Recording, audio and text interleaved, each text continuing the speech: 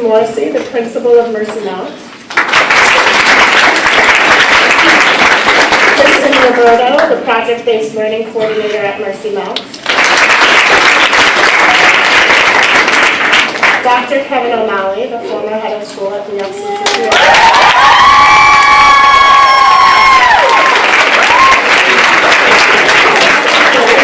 And Amanda Mullaney, our special speaker from the class of 2007 at VLCCPS.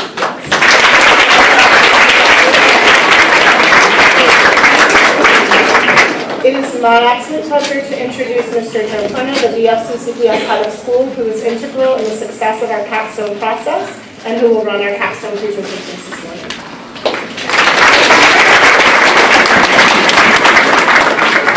Hey, good morning, everybody.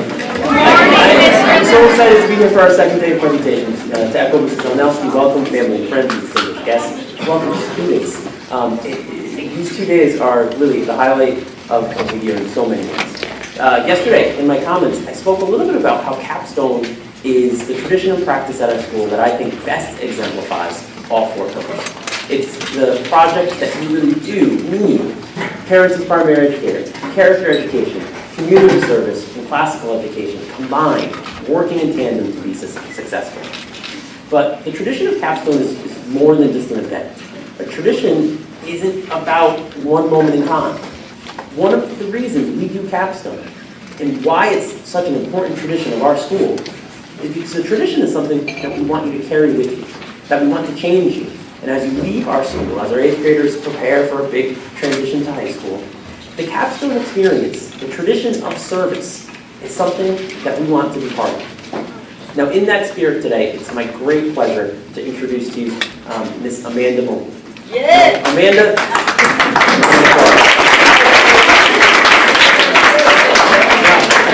Amanda was an 8th grader who stood up at this podium 12 years ago and gave her capstone presentation. And as an 8th grader, we ask all of you guys, we haven't asked you to do this yet, but you'll, for your school yearbook, write a little bit about where you think you'll be in 20 years. So I'd like to share with Amanda. I'm sorry, Amanda. In 20 years, I will be chief editor of the Boston Globe after being senior writer at Saturday Night Live and doing a book tour in Europe, most likely to win an Oscar. Now, in the 12 years since leaving VLCCPS, Amanda has accomplished many great things that, in my opinion, are just as impressive as what ambition she had for herself in 8th grade. After leaving VLCCPS, she attended Mount High School and graduated with distinction. She went on to attend Wheaton College and also graduated Wheaton with distinction. And after Wheaton College, she recently passed the Massachusetts bar exam and is now employed as a lawyer in the Norfolk County District Attorney's Office.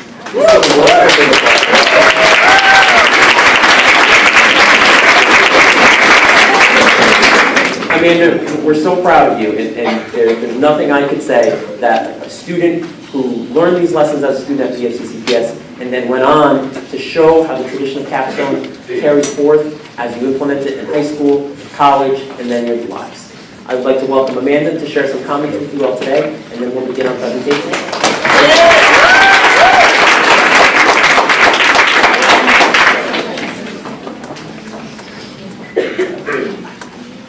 Thank you so much, Mr. Perno. Mr. Perno was my art teacher almost the entire time that I was here. He taught me that charcoal was my medium, but that maybe I should go into law. So I graduated from, well, first let me say, I'm so excited to be here today. Everything looks the same, but it's also a little different. I'm so excited to hear about your guys' presentation. Thank you to Mrs. Olenowski and all of you for giving me the chance to speak today. I'm really excited. I graduated from VLCCPS in 2007, and I can't believe that this is the 19th edition of the capstone presentations. It was only about year 5 or 6 when I was here. I remember from my capstone how much thought and hard work goes into what you guys have done today. You should all be very proud of what you've worked on. You've completed projects from raising money for animal shelters and food pantries to raising awareness about breast cancer and racism. You've successfully donated hundreds of books for children's literacy, made greeting cards for the elderly, and donated your time to cleaning play spaces for homeless children. You did all this and more, and you did it without a driver's license. I am so impressed with all of you right now. BFCCPS teaches us so much, but I think the most important thing it teaches us through character education is the love and satisfaction you can get from helping other people and from helping your community. After I left BFCCPS and after a lot more time in school, I went to high school and college and law school, and now I'm a lawyer and I'm working as a district attorney in Norfolk County, which is the county that we're in right now. All of that is fancy words for I'm a prosecutor who works in the criminal justice system. Now, sometimes my job means that I'm helping victims who've been affected by crimes in our community. Sometimes it means that I have to send someone to jail, and sometimes it means dismissing a case in the interest of justice. I love my job, and I love being able to advocate for people and help them. And I can say to you guys today, remember this when you're going to high school, when you're going to college, if you love what you do, you will never work a day in your life.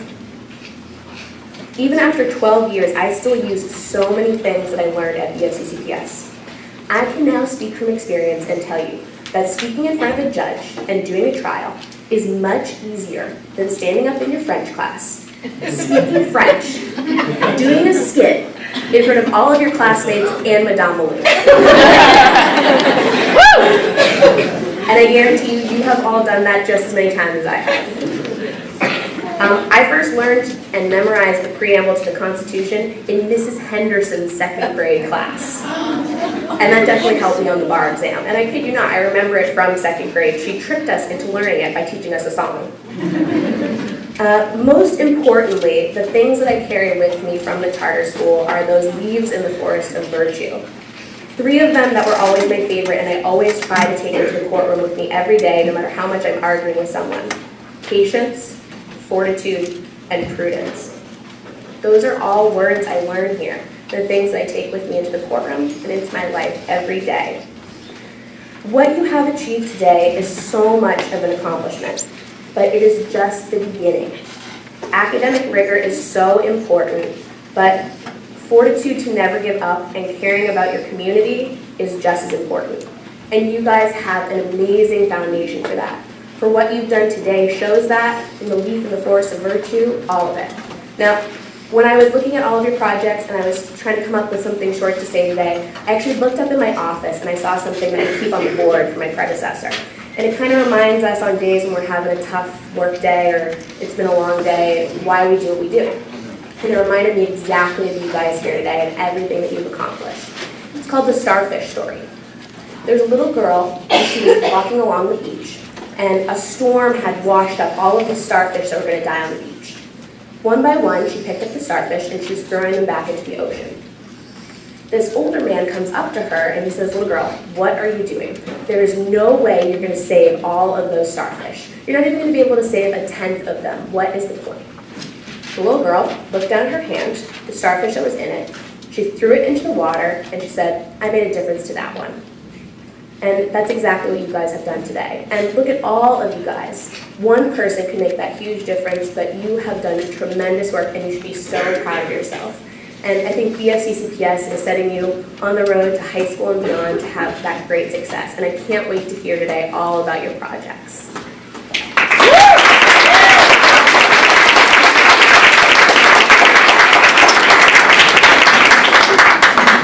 Amanda, that was amazing.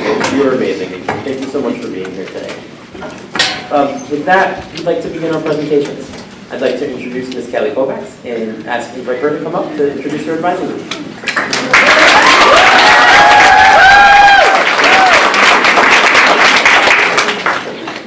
Good morning, students, parents, faculty, and staff. Start counting how many times you're going to hear that today.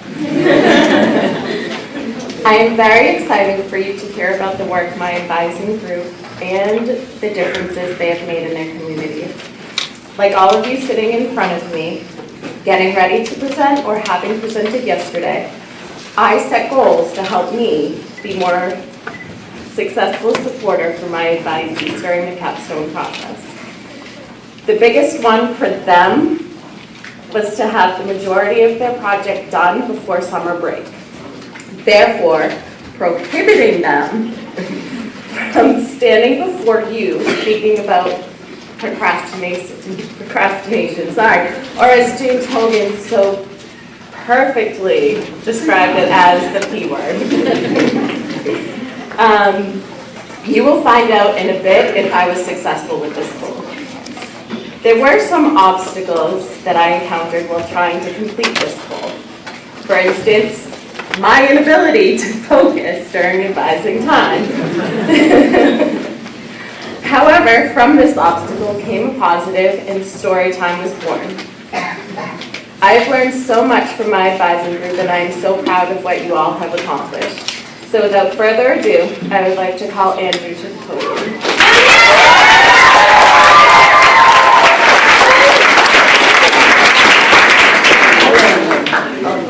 My name is Andrew Nicholson and I am in 8th grade.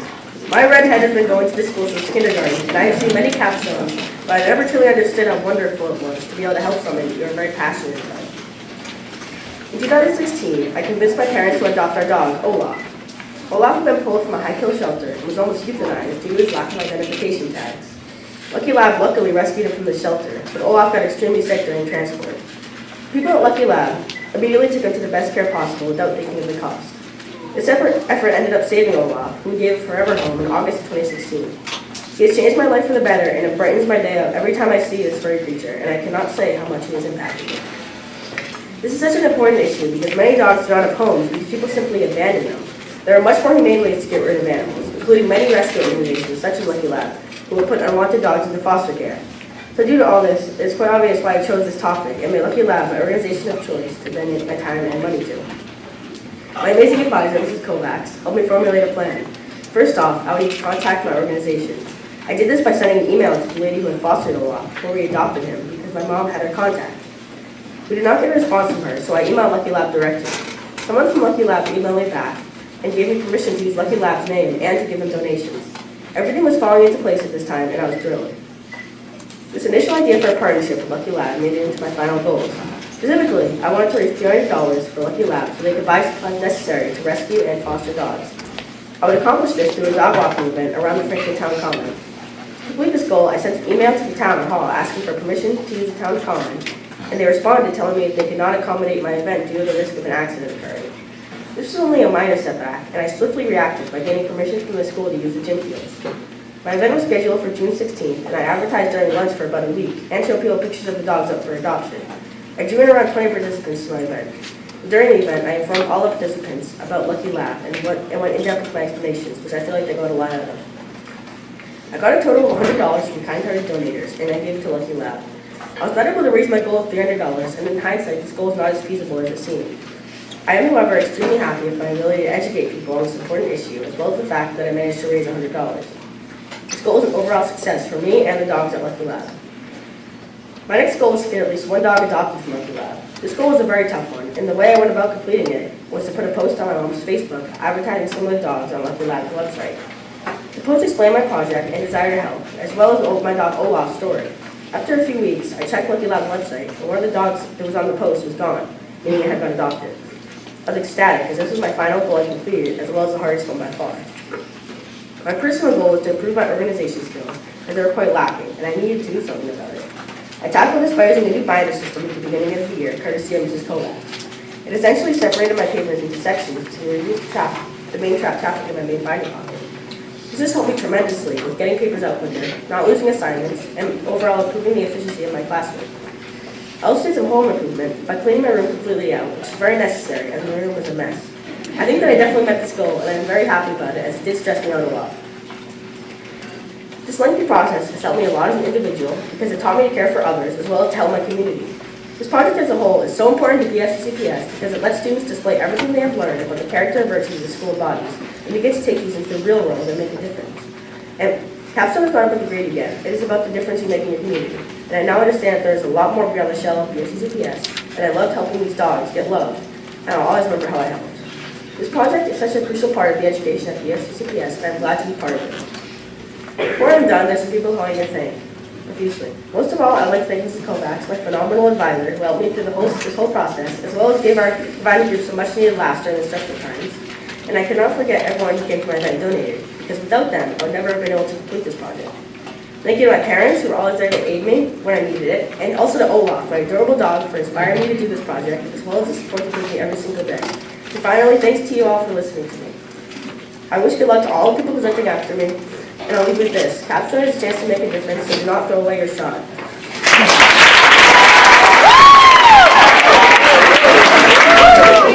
Good morning, everyone. My name is Braden Kennedy, and I will be presenting my project. What makes a successful capstone project? Raising a lot of money? Getting a lot of donations?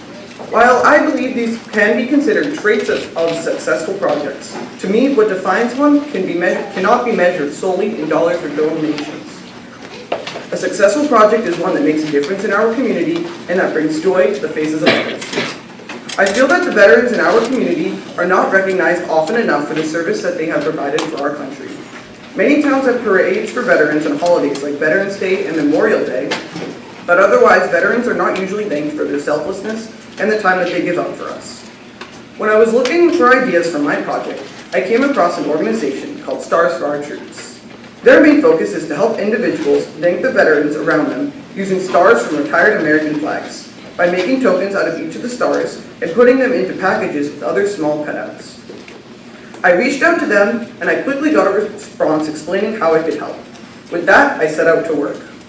After I had gathered my materials for making stars, I needed a group of people to help me make my star tokens. I recruited the scouts from my Boy Scout troop to help me with my cause. I scheduled my star making event with the adult leaders of my troop, and I planned how I would teach my fellow scouts. On the evening of the event, I was able to produce around 650 star tokens with the help of around a dozen other scouts, which was 150 more stars than I had expected to make. During the event, I expressed to my fellow scouts how I felt about the veterans in our community and how by doing this project, they will help in recognizing veterans for their service. I could tell that the scouts walked away with a better knowledge of the issue and were happy to help me in supporting our veterans. After I had the stars made, I started to think about how I was going to distribute the stars. I felt that our veterans would enjoy a thank you face-to-face to show that they were truly appreciated and cared about. I thought that the perfect venue for this would be the VA hospital in West Roxbury, since there were plenty of veterans I could easily approach. I set up a date to visit and hand out stars, and I went with one other scout friend. When I first arrived at the VA hospital, I was a bit nervous about talking to the veterans because I thought they may not take our thank yous. Instead, the opposite happened. Many of the veterans were happy to take our stars, and I got to hear lots of stories from them. Some of them talked about their past experiences in the Army and Navy, and others told me stories about their families and friends. I was very happy to have the opportunity to make so many people smile. I had a great experience handing out stars, and so did the veterans receiving them. In the end, we handed out around 100 stars to veterans that day. Besides my first two goals, my final personal goal was to improve my leadership skills when taking charge of events and guiding others. I chose this because I saw the importance of developing good leadership skills, not only to make my own project run smoothly, but also to be able to lead others outside of my project. There are many different steps I have taken to help me accomplish this goal, including running my star making event, taking a week-long National Youth Leadership Training course through Boy Scouts, and serving as a term as an assistant senior patrol leader within my Boy Scout troop. Because I focused on my leadership role very closely throughout the Capstone project, I did not encounter any major obstacles. I made sure I was a successful leader and I planned ahead as much as I could. I thought carefully before making all of my decisions, and by sticking to the plans that I have made, I was able to form a project that sailed smoothly. I have learned many different things from my project that I will be able to take with me throughout my life. First of all, I have gained knowledge about how effective and efficient leadership works. I have also gotten much out of having conversations with the veterans, taking many pieces of advice that they have given me. In addition, I also learned how to overcome my nervousness in order to complete my goals to the best of my ability. But, while I have learned many different things, the biggest idea I have gotten from the Capstone process was how far a bit of hard work can go. When I first began the Capstone process, I thought that there was no way I would be able to make a significant difference. But with hard work, planning, and attention to detail, I was able to make that difference and honor our veterans with the respect that they deserve. There are quite a few people that I would like to thank in helping me to complete my project. I would like to acknowledge my local American Legion, Post 225, for getting me retired flags, my Boy Scout troop, Troop 131 Rentham, for helping me make all of the star tokens, and the VA Hospital in West Roxbury for allowing me to hand out my stars. I would also like to thank Susan Wells, the head of Stars for Our Troops, for introducing me to the organization and aiding me in preparing and distributing my stars. I would also like to thank you all for attending these capstone presentations. I hope you go home today feeling inspired to make a difference in our community, as all of our 8th graders have. Thank you.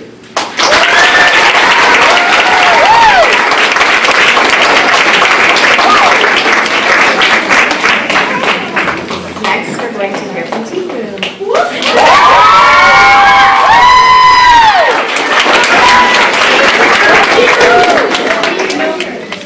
Hello students, faculty, and parents of BLCCPS. My name is Tibu Top, and for my capstone project, I chose to focus on local hunger for many reasons. I feel like people take advantage of the food that they have and throw it out, while about 9 million people die every year from hunger. I decided to take advantage of this opportunity and work with a place to turn, a food pantry in Natick that I've been working with since I was around 8. However, I did not make much of an impact as I was young and only wanted to raise money, thinking that the only way to help people who need food is for them to be able to buy it themselves. So if I wanted to help, I'd have to donate money. So to raise money as an 8-year-old, I sold lemonade, small handmade crafts, and rainbow balloon bracelets. Even though I made a good amount of money each time, I felt like I could do so much more. Now that I'm older, I believe I'm more capable of making a bigger impact on people's lives and helping them in multiple other ways. To make a direct impact on people's lives, I plan to volunteer 30 minutes per week at a place to turn. So by the end of summer, I would volunteer 6 hours. But I later decided to just get as many hours as I could in one visit each month. So in June, I volunteered 6 hours. In July, I volunteered 5.5 hours. And in August, I volunteered 2 hours. In the end, I volunteered 10.5 hours. The Place to Turn building has 2 sections, one for food and the other for clothing. Most of the workers and volunteers work in the food section. I decided to help on the clothing area, 1, because I had less people working, and 2, I thought that would be nice to help people pick out clothing for themselves and their family. So each time I went to volunteer, I went to the clothing section and started to fold and put away donated clothing. And when someone came, I would socialize with them and help them pick out something for their child, sibling, or themselves. This helped me improve on my social skills with strangers. My second goal was to have 4 events per month, preferably 1 bake sale, 1 food drive, and 2 raising awareness events. I'm counting each event as 2 since I was raising awareness at each and handed out flyers about my project that had some fun facts about hunger. In June, I had a bracelet/bake sale, making $60.50 that month. In July, I had 2 bracelet sales, a food drive, and a raising awareness event, making $221 that month. For my raising awareness event, I talked to my confirmation class at church about hunger and asked them some questions to see if they knew anything about the topic. We had an engaging conversation about what we could do to change the death rate and how we could get the food to people easier. The next day I had a small food drive and I was expecting to collect about 10 items, but I got double the amount I hoped for. Lastly, in September, I hung up posters that would educate people about hunger and had a lemonade stand. Not to make much money, but to meet my neighbors as a part of my third goal. I ended up making $32 from the lemonade stand, and my goal was to have $250 by the end of summer. I made $350. My final and personal goal was to be more involved with my neighborhood and meet at least 5 people who lived around me. When school started in August, I decided to wave at my neighbors on my way to the bus stop. I did this for 2 weeks straight, hopefully coming off as friendly and not a creepy little girl who wakes up early in the morning to wake up. But unfortunately, I could see that in each person's face, so I decided to stop waving at them for both of our sakes. A week after no longer waving at my neighbors, I decided to do something to keep me involved in my community. So I had a lemonade stand. I placed 10 posters around the day before the lemonade stand, hoping to meet at least 5 people. I met 8 and a dog. I accidentally talked to the bulldog more than her owner. I'm glad I had the lemonade stand because I met kids in my neighborhood, some who I used to go to school with, and we exchanged numbers and we still stay in touch. I did not face any obstacles as I planned out everything accordingly and only had to reschedule things a few times. I stayed on task by writing in my agenda each time I did some work and looked at my goals constantly to make sure I was on task. I learned that with a cause, people can come together easily. I met lots of new people during my project and started new friendships. One person even started volunteering at a soup kitchen. I spread awareness of hunger in all my communities, church, neighborhood, and family. I thought that I was okay at socializing, but wasn't that good. I often spent some time sitting in awkwardness trying to help a person find what they needed, but I seemed to be minor help. I still continue to talk to people who came to the pantry more and felt more comfortable speaking. I'd like to thank my parents for giving me more ideas to help improve my project and help me succeed. All my communities for staying in touch with me and really helping me reach my goals. My supervisor, Ms. Kovacs, for pushing me past my limits and knowing I can always do better. And my advising group for supporting and helping me throughout my project and making the STEP process fun. Thank you for listening and enjoy the next presentation.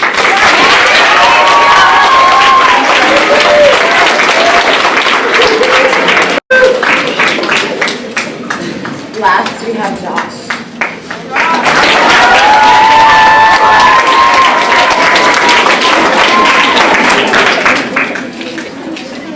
Hello students, faculty, and parents of BFCCPS. My name is Joshua Dunlap. My time at BFCCPS had helped me learn a lot about Capstone over the years, but I never fully understood its true meaning until I went through the process myself. Making a difference in someone's life is one of the most satisfying feelings anyone can have, and all the 8th graders did that this year by working on Capstone. I specifically wanted to do this by helping address the stress going on in our middle school. When I feel anxiety, it is primarily with schoolwork, especially since I entered middle school. I hope to help others so their stress is not so bad for them. It is true that a little stress is not bad. However, I know from personal experience that a little can become a lot very quickly if you do not know how to keep it under control. I wanted students to know what to do if this happened to them. To guarantee that I was able to achieve these objectives, I set 4 different goals for myself. Throughout this project, I had help from Compass Social Skills and Counseling, a group located in Rentham who deal many times with kids feeling stress. My first plan of action consisted of me informing the students about the stress going on in our school. I planned to do this by holding an anonymous survey for grades 5 through 8 about anxiety. Our results showed that most students did suffer from stress. 10% of the students I surveyed feel stressed constantly, and about half feel alone in their stress. I was happy that I had a group that needed something like this, so that I would be able to help them. After gathering the results, I planned an assembly where I presented the results and invited a speaker from Compass Social Skills and Counseling to give a presentation regarding anxiety. The assembly was a big success. I was very happy to have educated middle schoolers about this topic so that they had a better understanding of stress. Overall, I was very happy with the result of my first goal, and I hope everyone who attended the assembly got something out of it. This past fall, I began my next step. I wanted to have students try some different coping strategies for themselves so that they could see which ones worked for them when they were stressed out. My original plan was to go around to have the advising groups try writing and drawing strategies, collect these anonymously, and make a small booklet for each class. However, I realized a few different things. Students most likely would not want the stress they wrote about to be collected, and there were so many more coping strategies that they could do besides writing and drawing. Therefore, I would instead go around myself to the 8th grade advising groups and talk to them about coping strategies and have them try something out. All the students I talked to listened very respectfully, even if this did not exactly pertain to them. Many appeared to be intrigued about what I was saying, and they all seemed to get something from it. I wanted to make sure that students could always be reminded about what they could do if they were worked up about something for a final step. Mrs. Kovacs helped me come up with the idea of sharing a document to all of the students from grades 5 through 8 regarding stress and coping strategies for it. I was able to do the document first, although for some reason the students were unable to access it, even though I tried sharing it to them multiple times. I was not too worried, and instead sent it to Mrs. Sunday, who then emailed to all the students. However, instead of just sending it to the middle school students, she also sent it to all the parents as well as the teachers. I had not intended to be this way, but I realize now that it's probably better. I received a lot of positive feedback from parents, which helped me to realize that the same coping strategies apply to everybody. Parents could also pass on that information to their kids, who would probably listen to them more than me. After this, I also created posters with coping strategies on them and proceeded to give them to each 5th to 8th grade middle school teacher. Many of the teachers seemed enthusiastic about putting them up, so that students would be able to reference those whenever they needed to. Throughout this process, I did not encounter any obstacles, just a few challenges that caused me a little stress. However, I was able to combat this anxiety with my personal goal.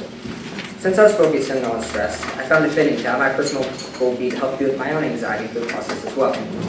Whenever I got worked up about something, I would do one of the coping strategies that helped me out, such as writing. They seemed to help a lot when I got stressed out, and I plan to continue to do this after Capstone is finished. This was one of the effects that my Capstone had on me. Capstone not only produced positive results in this community, but in my life too. I learned a lot of helpful skills that I will definitely need later on, but most importantly of all, making a difference in somebody's life. That is why this project is so important to you. It is not about what you did, but how others were educated and changed through your actions. Stress is not the biggest issue going on right now by far, but that does not mean it is not important. If we were all to make a difference somehow, imagine how better this world could be. We are all capable of positive change. All we have to do is act. During this capstone project, there are so many people that helped me out that I would like to thank. First, I would like to thank my family for being there for me, whether I was stressed or just needed advice.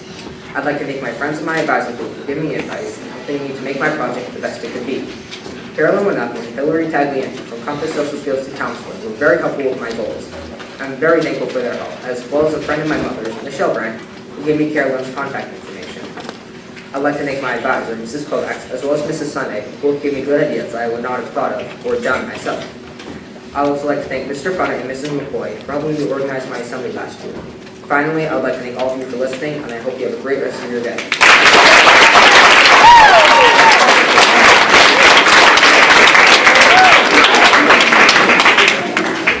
You guys all did such a great job, and I'm very proud of you. Stand up.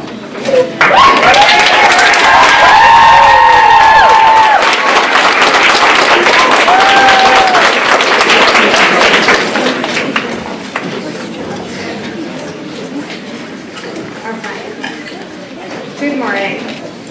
Good morning. As most of you know, this is my first year here at BFCCPS. So when I was told that I would be a capstone advisor for a group of 8th graders, I didn't really know what to expect.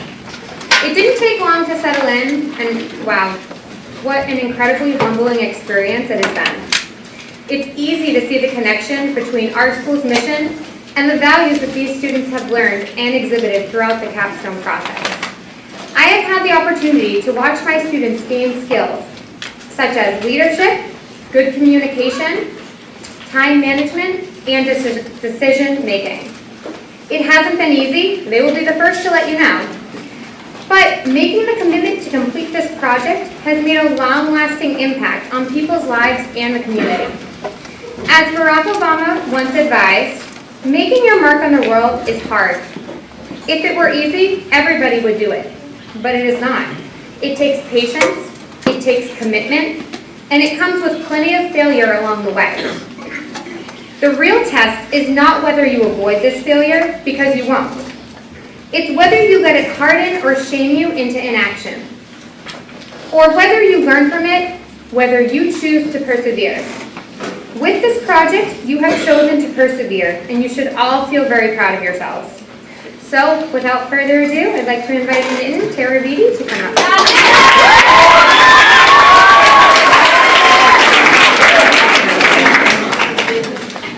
Hello students, parents, and faculty. My name is Nitin Tara, and I focus my capstone project on homelessness.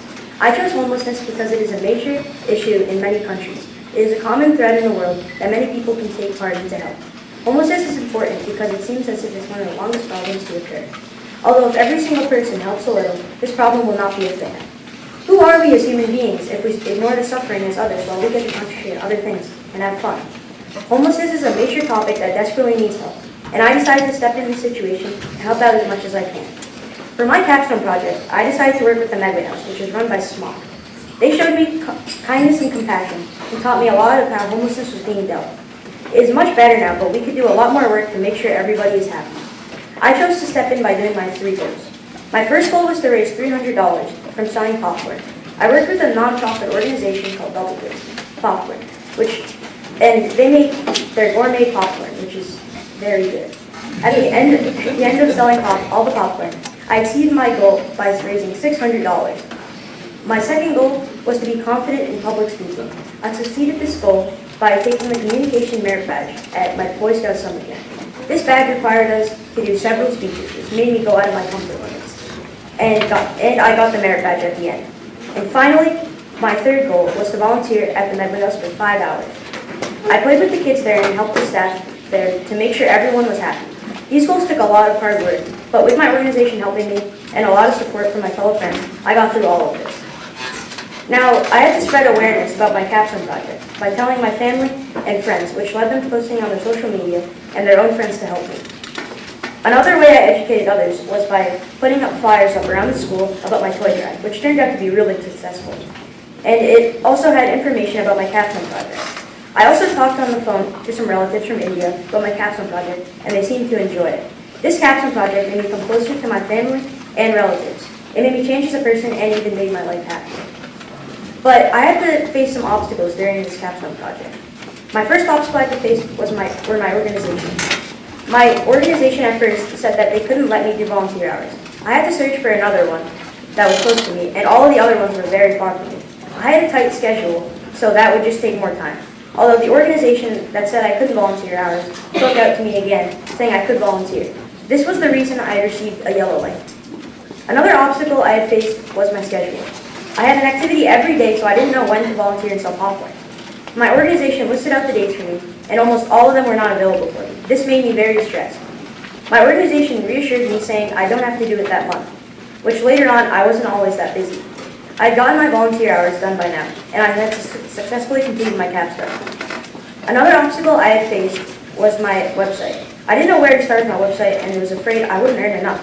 I overcame this by talking with my organization and friends and how they did their website.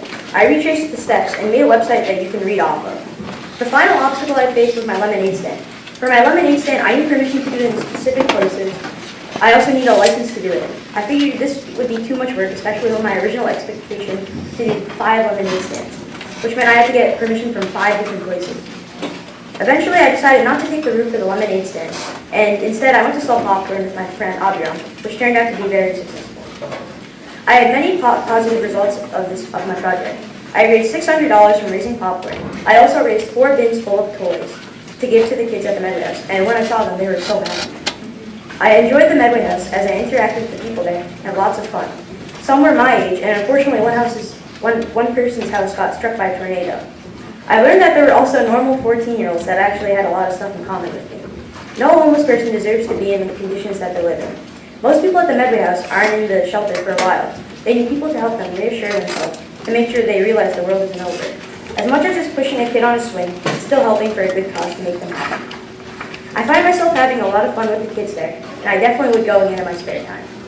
Before I'm done with my long speech, I would like to recognize Ms. Georgia, my advisor, Mr. Dieter, Ms. Olnowski, Heidi from the Medway House, Dr. Labyrinth for approving my blue sheets, Mr. Murray, my former advisor, everyone in my advising group consisting of Ziba, Michael, Abiram, Annette, Grace, Haley, and Jeremy, and my wonderful parents for driving me everywhere I need to go and made me look as best as I can. Good thing. But Mr. McSweeney helped me, so.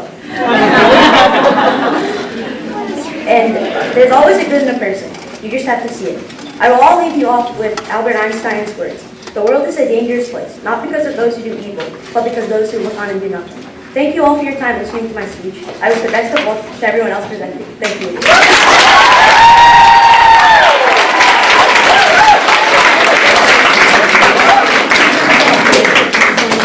Next, we have Annette Francis.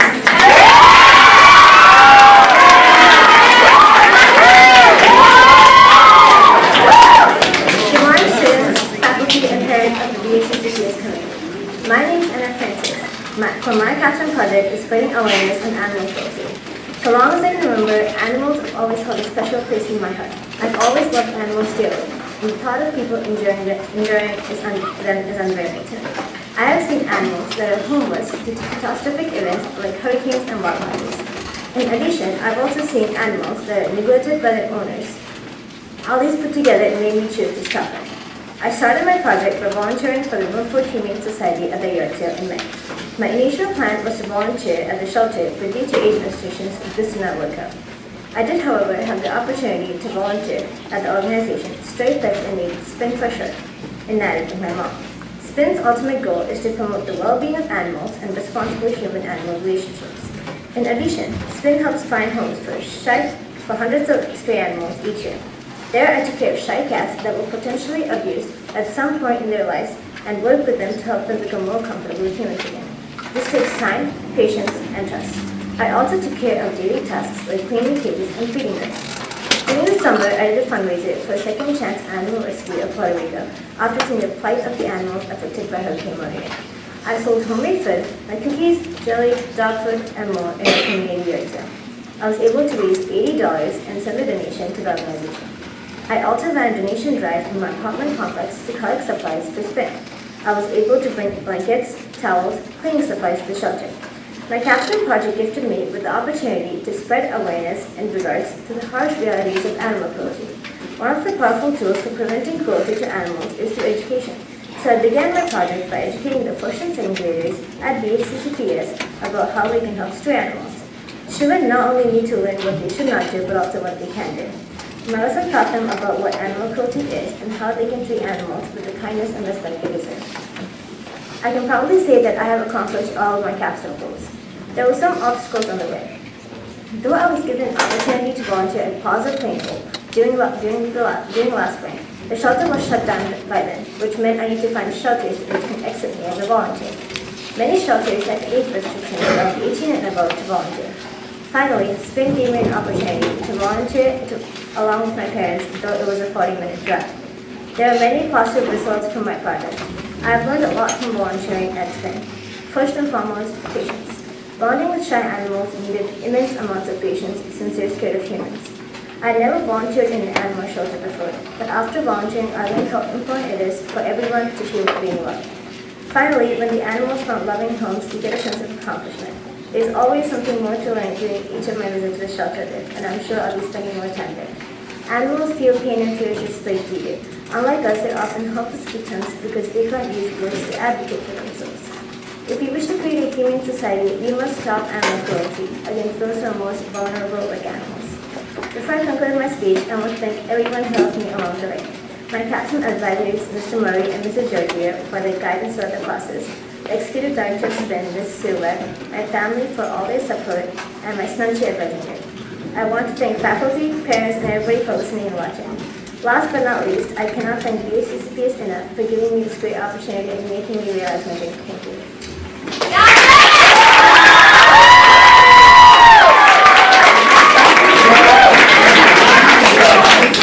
Great job.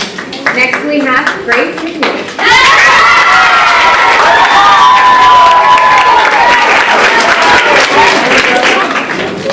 Hello, my name is Grace McNeil. For my capstone project, I work with Stony Hill Farm to rescue a nurse-mare foal. First off, what is a nurse-mare foal? In the racehorse industry, nurse mares are horses that are impregnated, so able to nurse the racehorse babies.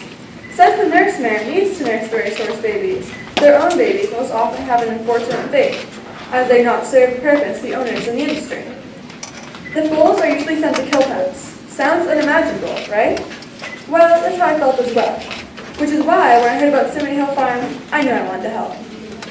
Marcy, the owner of Simony Hill Farm, asked me if I'd be willing to sponsor a nurse-mare foal, which would include raising money for her rescue and travel expenses, plus helping with ongoing care, such as brushing her, walking her, and spending time with her. I was happy to help. So, the next week, Cadence had arrived at the farm and had been rescued. When I first met Cadence, she was a little 1-month-old foal. Now, she's a lively 8-month-old foal. Every Sunday, I'm able to spend time with Cadence. My first goal was to raise a large sum of money to fund the safety of Cadence. I set my goal for between $500 and $700. I raised money by hosting 2 yard sales, babysitting, setting the donation stand at the Frankfurt Farmers Market, and having a raffle here at BHCPS. In total, I was able to exceed my goal and raise $700. I was able to provide Simony Hill Farm with enough money to purchase some necessities for Cadence. As I had planned, I did keep a journal with entries and photos to keep me on track through the process. My second goal was to spend 20 hours at Simony Hill Farm. I went to the farm for almost every Sunday for the past year. I was able to exceed my goal and spend 40 hours in total at the farm. At the farm, I would take care of many different horses, bring them to graze and back to their stalls, feeding them and changing their water, and of course, spending a lot of quality time with Cadence. This was an incredible experience. It's something I'm very grateful for, and I was glad I was able to make a difference. My third goal was to get better at public speaking. I accomplished this goal by going to the younger grades while they were in art and teach them about my project. As I was there, I read them a story and showed them pictures of the horse I was helping. I was extremely surprised with how interested they were and how much they wanted to help. I also informed friends and family about my cause too. I educated others about my project and about the Frankfurt Farmers Market and having yard sales.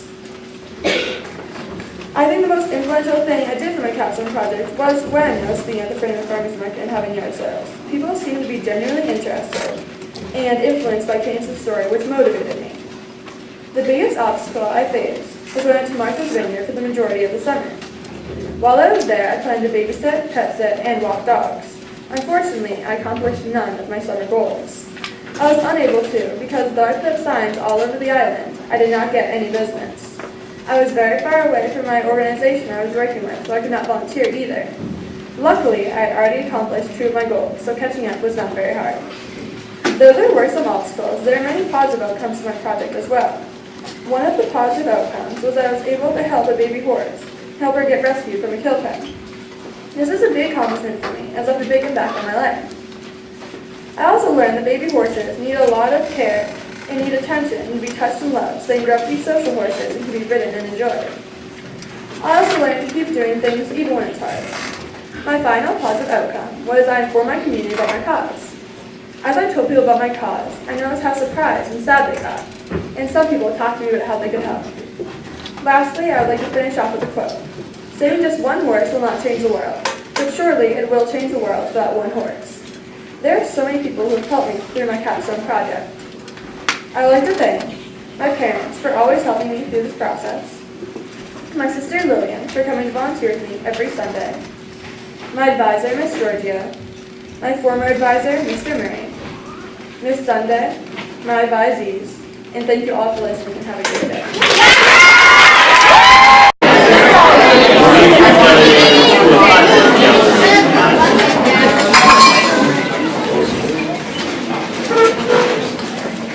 Welcome back. You guys deserve that break. 6th and 7th graders, you guys have been a fantastic audience. Parents have been doing a great job too. Thank you. We're going to continue with some presentations now, and I'd like to invite back up Ms. Giorgio, who will introduce the next member of her advisory group. So next up, I'd like to invite up Abby Ram, public.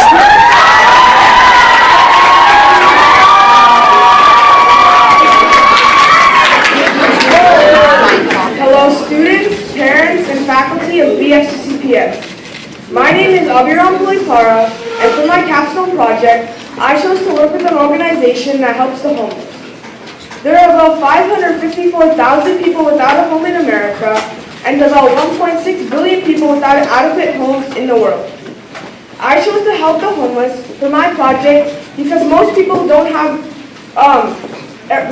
take what they have for granted. There are many people in the world without the gifts we have. So that's why I wanted to specifically focus my project on homeless children. Can you imagine not knowing where you're going to sleep every night? It is really unsettling to think about how many children don't have a place to call home. As a result, I decided to work with an organization called Horizons for Homeless Children. The mission of Horizons for Homeless Children is to improve the lives of young homeless children in Massachusetts and help their families succeed by providing high-quality early education, opportunities for play, and comprehensive family support services. My first goal was to raise awareness about the plight of homeless children in Massachusetts. I did this by making flyers and telling people about the prevalence of homelessness. In addition, I provided instructions on how they can help the cause. For example, people can donate money to help families in need and volunteer to play with the children at the shelter. My goal was to put up at least 7 flyers around town. I also added my flyers to the BFCCPS newsletter, Ben's Buzz, and the BFCCPS Parents Facebook page. I put up many flyers in various places around town, like neighborhoods, libraries, and the senior center. For my second goal, I wanted to volunteer 5 hours at the Horizon shelter and raise $300. I decided to raise the money by doing a popcorn sale along with Nitin through an organization named Double Goods. The way that Double Goods works is that they make gourmet popcorn for people to sell, and after the money is raised, half the money is returned to Double Goods to make the popcorn, and half is for the fundraising organization. As well as doing a popcorn sale, my mother had an idea of selling her plants to friends and family to raise donations for my Capstone project. After doing both sales, I exceeded my goal by raising a staggering $600. I also volunteered for 8 hours. When volunteering, I cleaned up players at the shelter and made kindness rocks for a big event. I volunteered 4 hours in total at the shelter itself. and I spent 4 hours making, painting, and writing inspirational messages on the rocks. My third goal was my personal goal, and it was to improve on my public speaking. I completed this goal by taking a communications class as well as practicing a speech to my Boy Scout troop. In Boy Scouts, in order to earn the Communication Merit Badge, we were taught skills that are necessary for delivering a good speech. We were asked to practice a series of speeches and performances, in addition to teaching a fellow Scout a skill. After taking this class, I am more comfortable speaking in front of large crowds. Lastly, I then checked my progress in front of my troop, and I felt very proud of my results. Although my capstone went very well, there were a few bumps in the road. An obstacle I faced during my capstone project was that my coordinator went on vacation during the summer, so I was not able to do my first and second goal because they involved my coordinator's help. I overcame this obstacle by doing the work I could be doing without the help of her and planning out what I am going to have to do when she comes back. Another obstacle I faced was that I received the yellow light because I did not have a volunteer aspect to my project. I overcame this by asking my coordinator if there was anything I could do to get volunteer hours. There are many people who helped me through my capstone journey, and I'd like to give them recognition. I would like to thank my mom and dad for giving me ideas and driving me places, my current advisor, Mrs. Giorgio, my previous advisor, Mr. Murray, and my advising group for guiding me through the capstone process. I would like to thank Casey Zink, the coordinator from Horizons that helped me throughout the year, staying in contact and letting me volunteer. I would like to thank all the people who donated to my popcorn and plant sale. I would also like to thank Dr. Levering for helping me with my flyer, and Mrs. Basili for putting it on Ben's Buzz and the Facebook page. And last but not least, I would like to thank you guys for listening to my speech. Thank you.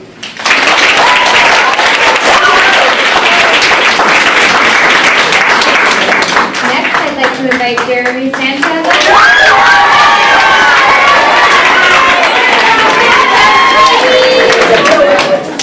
Whoa.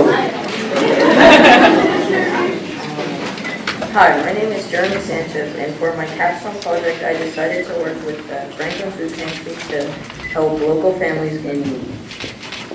Did you know 795 million people don't have access to the food and nutrients they need to stay healthy?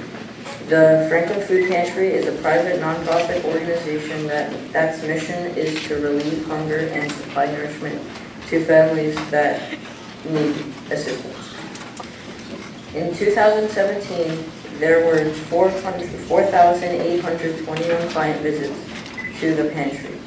Out of the 1,000 individuals that visited the pantry last year, 556 were adults, 269 were children, and 142 were senior citizens. Many people that visit the Franklin Food Pantry are working families just trying to make ends meet. When I looked into the pantry's mission, it was shocking to learn how many families can't afford basic necessities. I was especially upset to learn that just in the last year, 217 children and potentially more were going to bed without food in their bellies.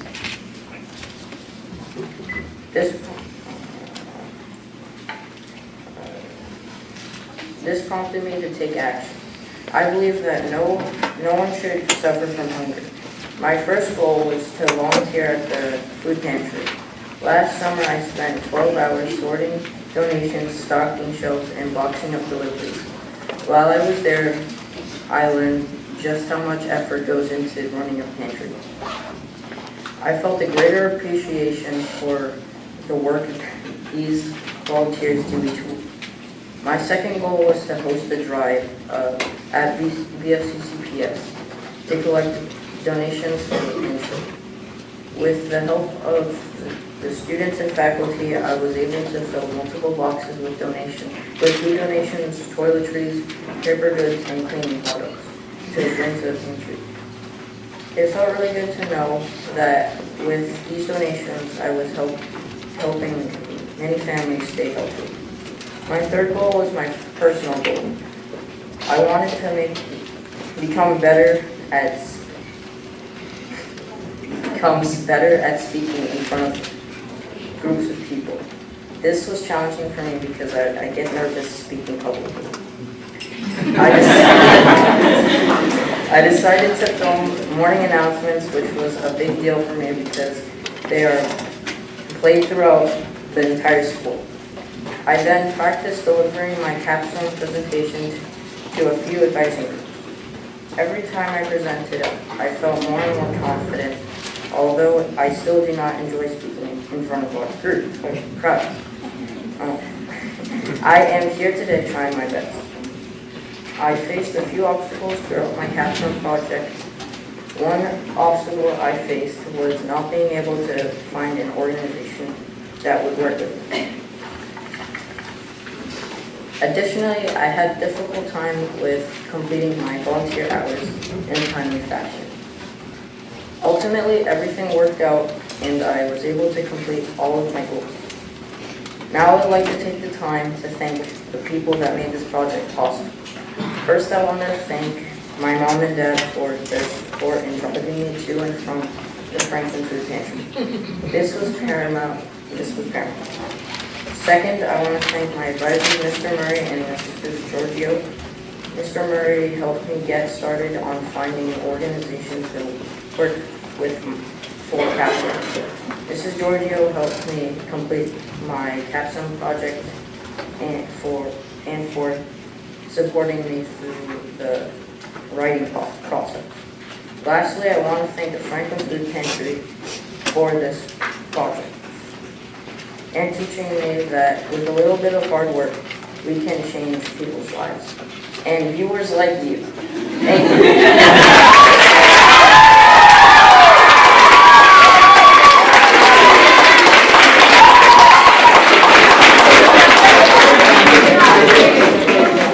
Next, I'd like to invite Michael Bassignani.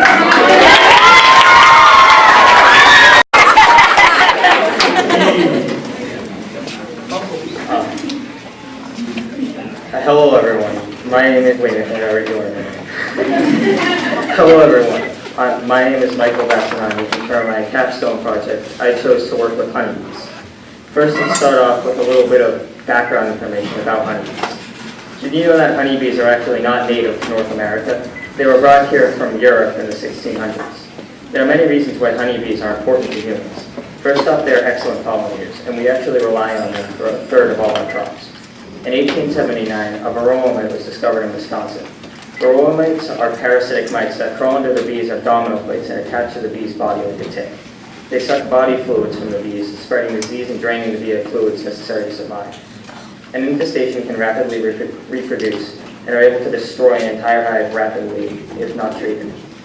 Right now, the honeybee populations in North America are dying out.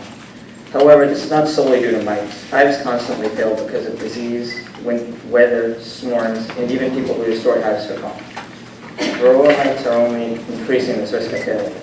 And now, wild honeybee hives are virtually non-existent. Almost all the hives now are kept by beekeepers. I chose to work with the Norfolk County Beekeepers Association to try and help the plight of bees. I attended classes and ultimately became a beekeeper with my own hives. My first goal for my capstone project was to raise $200 for NCBA. I intended to make homemade keychains using special shrinking paper and my own artistic abilities. But then I realized how difficult it would be to hand make 100 keychains. So I found a silver honeybee charm online and bought keychain rings. I managed to sell close to $200 worth of keychains. With this money, I plan to be a steward for BFCPS's own honeybee hive. I will tend to the hive and send updates to school periodically to let everyone know how our hive is doing. You will be able to find these updates in Ben's Bus.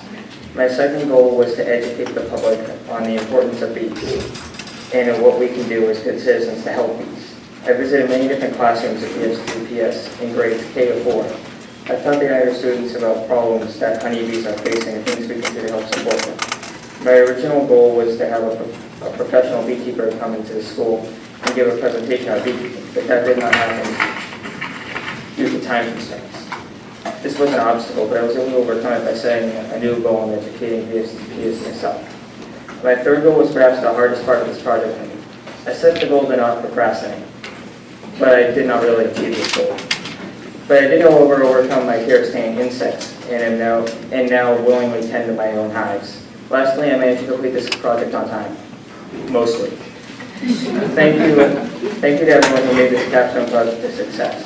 My mom, my dad, my advisors, Mr. Murray and Ms. Giorgio, Norfolk County Beekeepers Association, the BSCCPS community for supporting my cause, and finally my honeybees, because after all, they're doing the most work.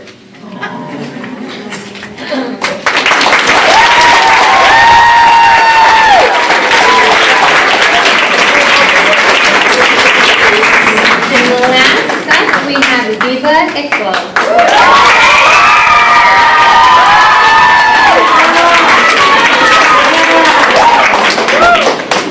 Hello students, parents, and faculty of the FCCPS. My name is Ziva Iqbal, and for my capstone project, I decided to work with the Boston Children's Hospital. I work to not only raise money, but also raise awareness for children diagnosed with cancer. I've been passionate about helping those with cancer ever since I was little, because I lost 2 members of my family to the disease.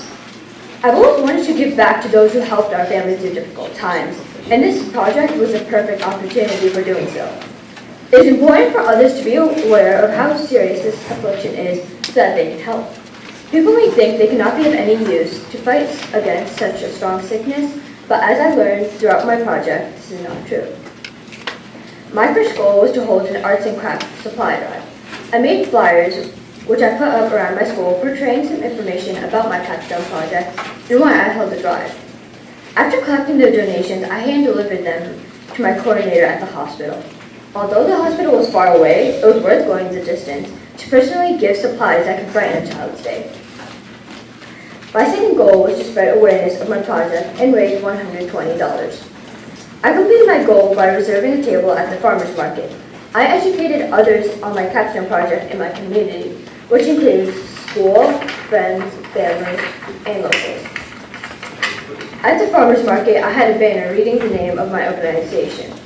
This notified passersby of what my table was for, the Children's Hospital. Many people stopped by, so I could talk to them about what I was doing for my project. I not only spread information, but also collected donations and cards for the children in the hospital. Furthermore, I sold gold-colored bracelets there, which signify childhood cancers, and collected a total of $160.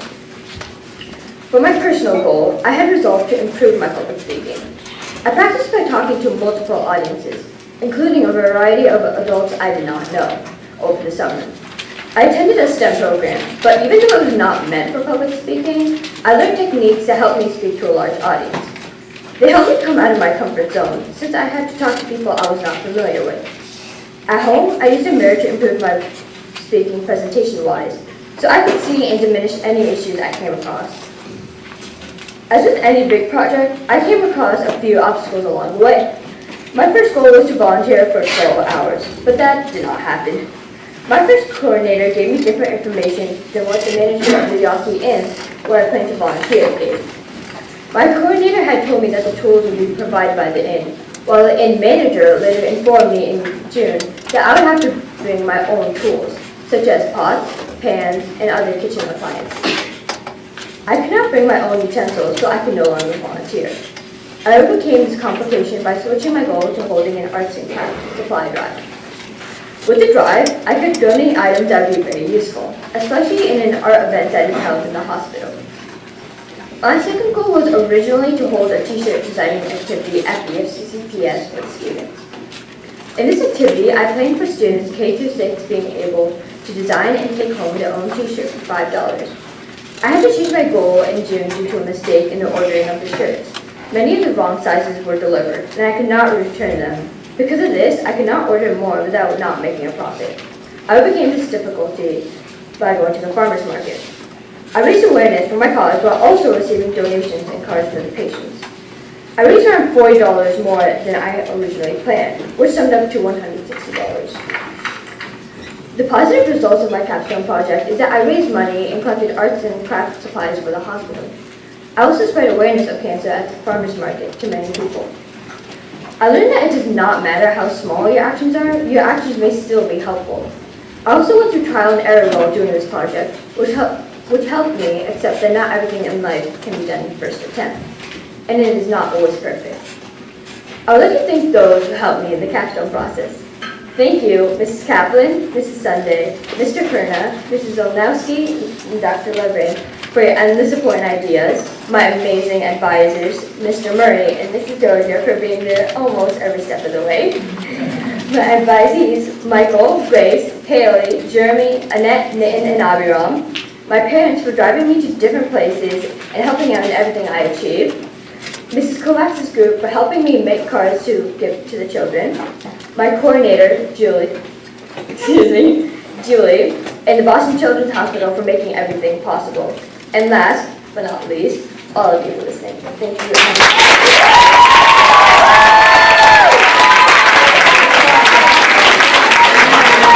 Thank you, Eva.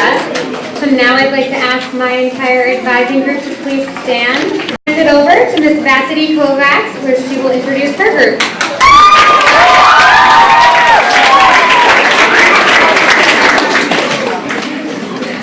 Hello, everyone.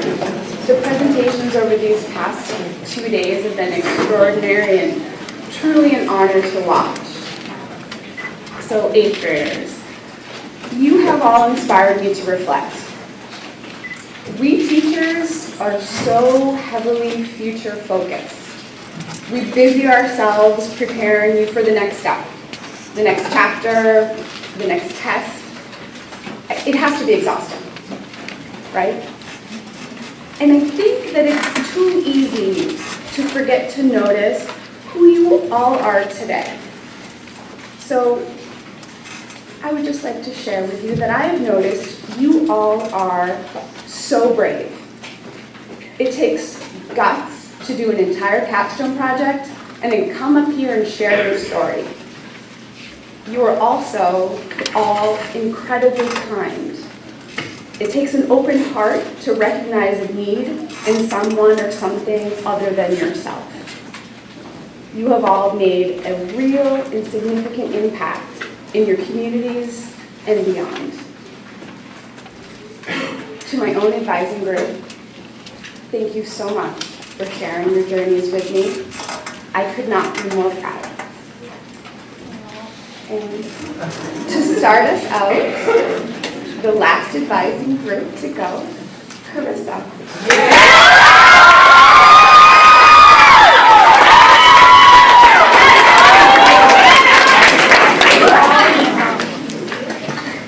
Good morning, students, faculty, and parents of BFCCPS. My name is Carissa Cosmopoulos, and for my capstone project, I'm working with Sunny Meadows. Sunny Meadows is an organization that provides shelter, safety, food, and other important resources to the animals. Sunny Meadows gives support to all sorts of animals, including pigs, sheep, cows, horses, and all sorts of more. Ever since my older brother Jason started Capstone in 2016 and introduced my family and I to what he was doing for it, I knew exactly what I wanted to do. Animals have become a big part of my life.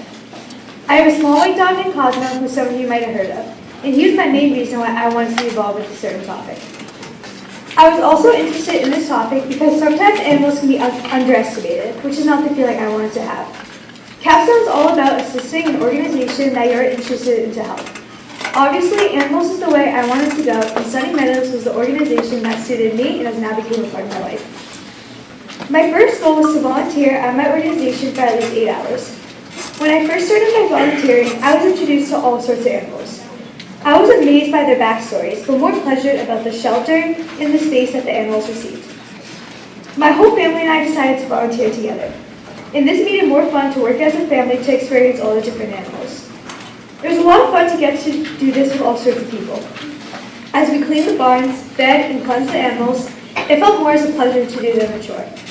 I can assure everyone that my family and I will come back to this organization and help out a lot more. My second goal was to raise $100 by running a bake sale and $50 at my talent show. Unfortunately, due to some obstacles, the talent show never happened, but I still raised all the money I needed at my stand and through donations from classmates. I actually surpassed my goal and raised around $300. I got together with two of my friends, Lily and Artemisia, to help me hold my bake sale in my neighborhood. We sold all sorts of treats, including many varieties of cookies, cupcakes, lemonade, and more. I had a lot of fun completing this goal with them, and we received many tips from my neighbors. In the end, my bake sale was very successful and is a delight to complete. My last goal is my personal goal. For my personal goal, I wanted to work on my public speaking, specifically in front of large audiences. I managed to do this in 2 ways. First, I had the pleasure to speak to my organization and fellow volunteers about what Capstone Project was and what I wanted to do for Sunny Meadows. They were all interested and happy for what I was trying to do, and this motivated me to do better. I felt way more confident at the end, and it felt like a piece of cake. Another way I managed to meet my goal, was by right now, talking to all of you guys about my capstone journey. In my general opinion, it can be hard to speak in front of a large audience, but after you manage to do it, you'll feel much more confident about yourself. I'm happy for what I accomplished with my goals, but definitely had some obstacles that came along with it. For example, time management. Time management is a very hard aspect to recover. When creating my goals, I planned to finish my volunteering done by the early summer. As I realized I had 2 vacations in the beginning of the summer, and also another goal of finishing my summer homework, I knew this was going to be hard to accomplish. But I managed to get my volunteering done at the end of the summer. Although it didn't work out as I originally hoped it to, it still worked out superbly. Another obstacle I faced was the talent show. I wanted to have my talent show at the end of the school year last year, but this never happened. As I procrastinated so hard, I waited until the last few weeks to fill out my blue sheet. I waited so long that it turned into a green sheet. I planned my talent show on a specific date, but due to miscommunication with my advisor, I realized I sent it to the wrong person. Let's just say the talent show was a no-go. My third and final obstacle was a word that you all heard multiple times before: procrastination. Yep, although everyone told me not to procrastinate, I still did. I kept telling myself it's okay to save it a few days later, but I said this all the time. It turned into a month of saying this. Luckily, these obstacles did not stop me, and I still finished superbly. I realized capstone is not that bad. Yes, it can be stressful, but if you manage your time correctly and get support to get you through it, it's not that bad. Speaking of support, I like to thank a couple of people who helped me throughout this process, including my mom and dad for helping me prepare and schedule my dates and driving back and forth to places I needed to go. Also, my brother Jason, who has given me some advice for Capstone and helping me out with volunteering. Thank you to Mr. Perna, Dr. Levin, Ms. Sunday, and of course my advisor, Ms. Kovacs, for all the support and advice for this project. Also to my advisees for all the help and fun times to get me through this journey. Thank you to Artemisia and Lily for helping me out with the bake sale. And to Sunny Meadows for giving me the opportunity to volunteer. Lastly, to all of you guys listening, good luck to everyone else today and have a great and wonderful day.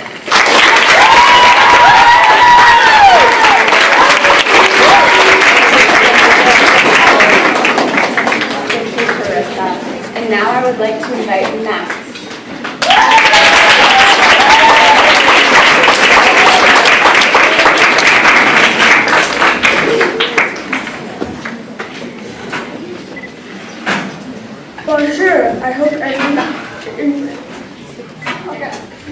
Bonjour, I hope everyone has had an astounding day so far. My name is Max Tillman.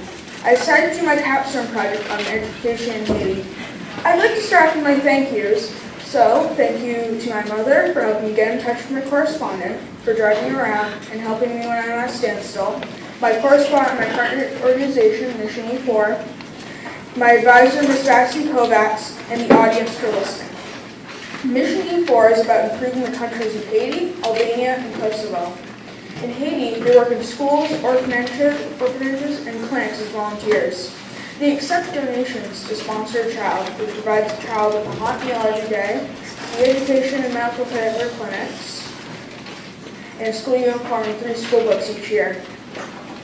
My goals are to raise $100 for buying wood for building benches in Haitian schools, volunteer for at minimum 2 hours at Mission E4, and to present to classrooms about Haiti. I chose the topic of education in Haiti because my mother goes to Haiti once a year for a mission trip. I also chose it because education means the world to me. It is truly a shame that some do not have the right to it. Mission E4 is allowing me to change that. My first goal I wanted to accomplish was a raffle at BFCCPS to raise money to purchase wood for benches in Haitian schools. It was aptly titled "We Need Blues for Benches." The raffle ran the week of June 11, 2018 to 15. I raised over $150 just from the raffle. My second goal was to volunteer at Mission E4. I spent the afternoon of June 23rd folding and inserting newsletters into envelopes at the facility in Hubbardston, Massachusetts. I got into the rhythm very quickly and was able to converse while doing the task. I remember vividly that I did not want to take a lunch break several hours in because I was focused. My third goal was to present to select classrooms in grades 1 through 4 at the FCCPS about education in Haiti over the span of 1 week. I wanted them to realize how much we have as a country while improving my presentation skills. To present to them, I used pictures that my mom took on our most recent mission trip to Haiti. I figured that showing such young kids pictures is better than just telling them through words. The small talk I had when preparing newsletters came in handy as I let kids ask questions. Just like everyone else, problems were encountered throughout my capstone project. A relatively recent problem was that I wanted to present to classrooms during French Week, as many people in Haiti speak French as Creole. However, French Week has passed the deadline for completing capstone goals. On the other hand, I had successes all across the board for my capstone project. I surpassed my first goal by about $100 and my second goal by about 3 hours. I also got ahead of my expected timeline by getting 2 of my goals done early in the capstone process. In the end, I learned a lot about myself during capstone, working with long-term projects, what I can handle as a workload, my productivity, and more. It felt exciting to tackle a volunteering project for the first time. I also learned more about our world as a whole. Thank you for listening.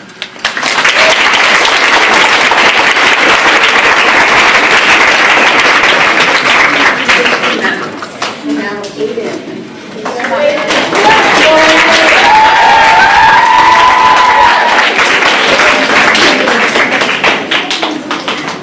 Good morning, everyone.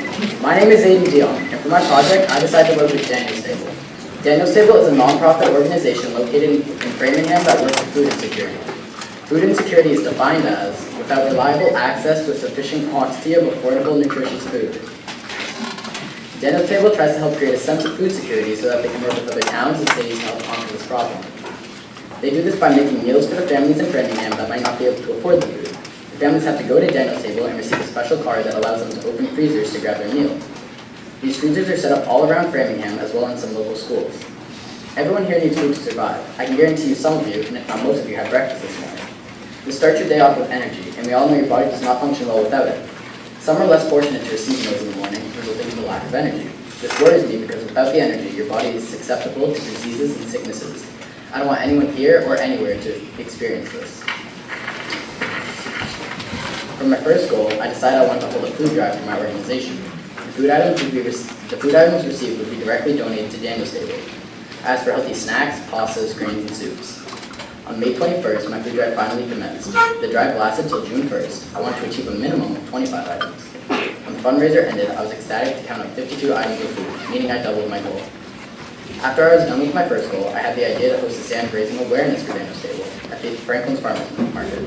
Since I was going to speak about Daniel's Table anyways, I also chose to sell stress balls and cold water to raise money for them. At the end of this small extra event, I fundraised $63. With the $63 donation, with the $63, my family and I then went to volunteer and donated the money and food. Even though $63 might not seem like that much money, David Bliss, the owner of Daniel's Table, told me himself, your $63 donation will go a long way, everything counts. For my second goal, I wanted to volunteer 10 hours at Daniel's Table. The day my family and I drove to Framingham, I was super excited. When we arrived, I received a warm welcome from the owner and some of the workers. We gave the money and the food we fundraised then and there. I ended up volunteering 8 hours working at the facility and helped to make meals for those who needed them. The third goal requires you to improve a personal skill that you can get better with. For my third goal, I decided to work on my organization and procrastination. Time management was a tough one for me. I'm always the person who waits the night before to do a whole project. To work on this, I started setting timers and marked dates on my calendar to make sure I was staying on track of things. Overall, this worked out pretty well for my planning and turning in all of my assignments, but did not stop me from getting sidetracked from the project. For organization, I mainly just tried to make sure I had all the emails corresponding to Daniel's Table on record. I also kept all the scores I received on capstone assignments and saved in my binder.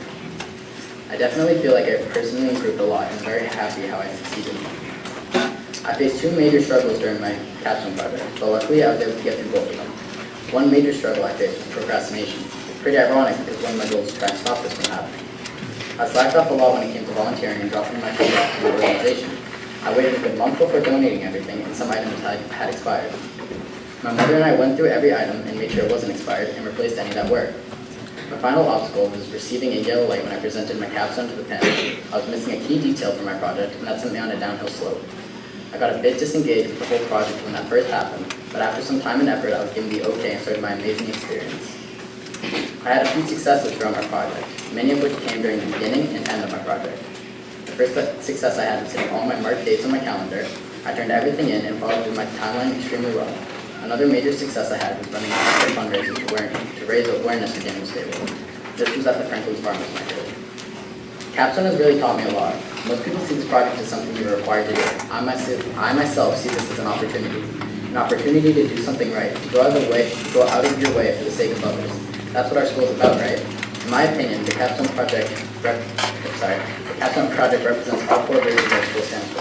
On that note, I would like to thank a few people who really helped me with this project. First, David Bliss, the owner of Daniel Stable, the Franklin's Farmers Market, Mrs. Bassett Kovacs, my advisor, my advisors for their support, my family for being there throughout this experience, everyone who donated to my food drive, and finally, I'd like to thank you all for listening. Thank you and have a great rest of your day.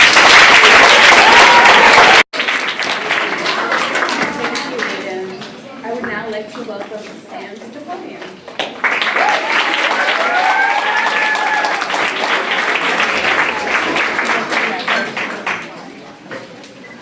Good morning, students, parents, faculty, and staff at BSCPS. My name is Sam Basili, and for my capstone project, I volunteer at the UIC Project. The UIC Project is a non-profit organization located in Providence, Rhode Island.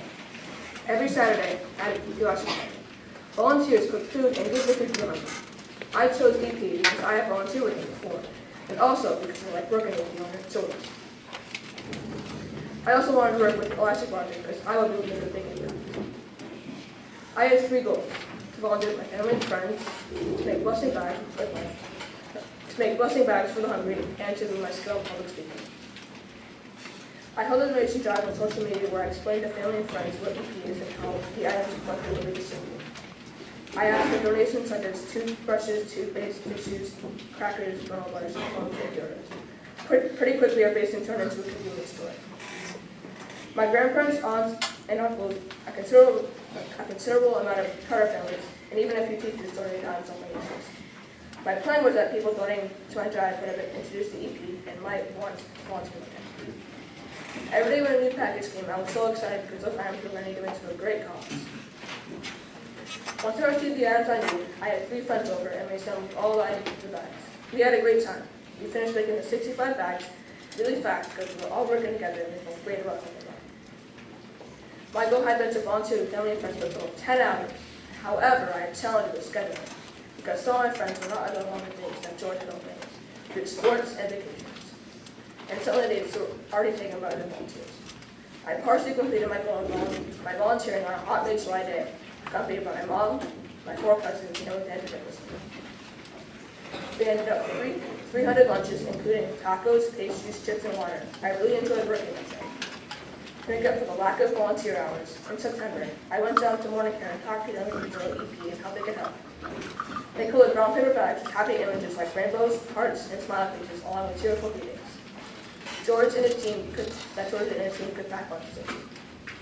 I believe that my Capstone project has made an impact by spreading the word about the Elastic Project and helping more people go hungry. By bringing friends and family to volunteer with me, I know I'll give toward a good cause in American Elastic Project in the future. Through my Capstone project, George taught me to treat the hungry like you would treat anyone else. I know that we don't need to judge the situation. We can just share our kindness and food with them. I learned that volunteering was a fun and great use of my time. I am very thankful that I was able to work with my cousins that day, because one of them got really sick soon after and was in the hospital for 2 months. I am very happy that I was able to have that experience with him. I would like to thank George at the Ice Project for letting me work with him, my mom and my dad for helping me along the way, everyone who helped me with my donation drive, Andrew and the Driscoll family for volunteering with me, my friends for spending an afternoon helping me sell my blessing bags, Mrs. L and Mr. McGovern for giving me approval to work with the monitoring kids. My advisees, Carissa, Crofton, Brendan, Hayden, Max, and Hope for helping me find a refuge. Mrs. Bassett Kovacs for keeping me on track for all my steps. Lastly, I think all of you here today to spend time learning about my capstone project with you.